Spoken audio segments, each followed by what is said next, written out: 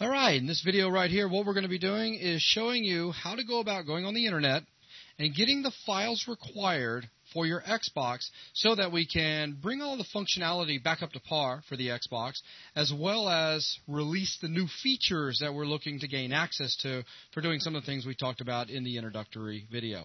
Now, as a reminder, this video right here is only for educational purposes. We are not saying that you should be modifying your Xbox or doing anything that we're doing on the internet right now. So, the idea is that you watch and you learn, and that is it. It is an educational video only. So with that, Logan, let's go ahead and start out by first talking about what a BIOS is. Well, the BIOS is what's actually going to allow us to do various things with the Xbox that we couldn't before, because by default, a lot of the protections over the box are actually in the BIOS. It's the BIOS that says, okay, it can't read certain disk types, or we can't run certain programs. So what we need to do is we need to get a BIOS that is similar to our original, so we still have full Xbox functionality. We can play games. But we'd set up a BIOS so that we can access other things, like if we were to load our own program onto the hard drive, allow that to run, and anything else that we're trying to work with. So the goal here is to get this other BIOS installed, which will unlock the full capabilities of the Xbox. Okay, and then of course once we get it, we need to burn it to a disk as well, and even then, that's kind of tricky, isn't it? Right, and something else to explain about this whole BIOS. You might be wondering, well, what's on the chip now? We've just installed the chip, so what happens if you were to boot it right now, just after installing the chip? Well, if you were to install it and turn the chip on and boot it, what it's going to boot to is a BIOS called Flash BIOS. This is based off of the Cromwell BIOS, and Cromwell is also known as the Cromwell Linux BIOS. And basically a completely new Linux-based BIOS that will allow you to do some functionality. You could use that to install just Linux.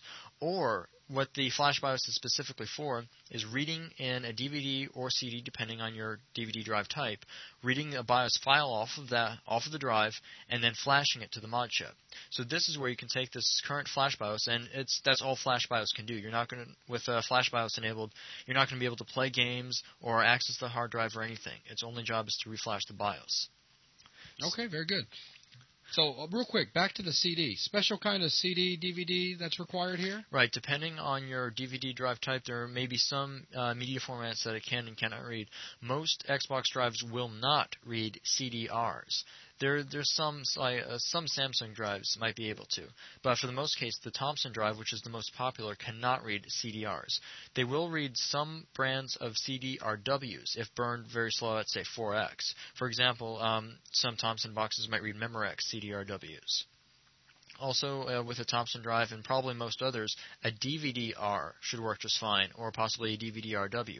But the main format to stay away from is CDR. That has the least chance of working in an Xbox. Okay, very cool. So now, what are we looking at right here on the screen?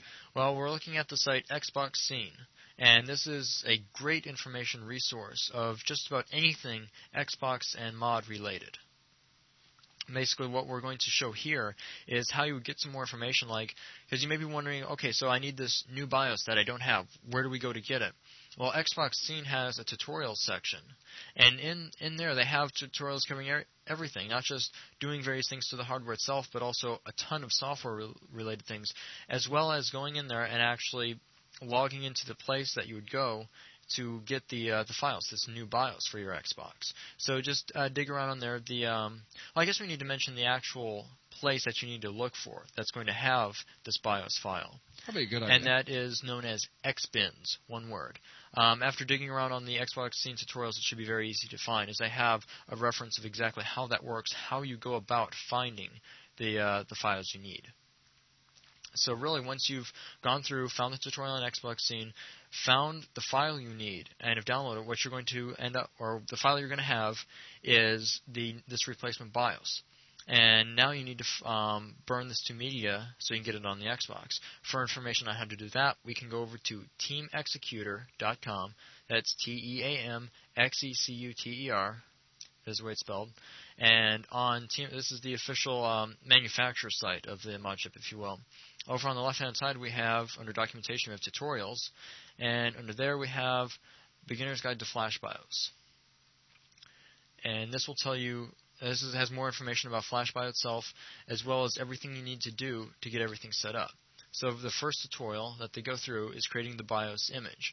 This is where you've taken that downloaded file, and there's some things you have to do to it. You can't just take that one file that you've gotten now and directly flash that to the chip.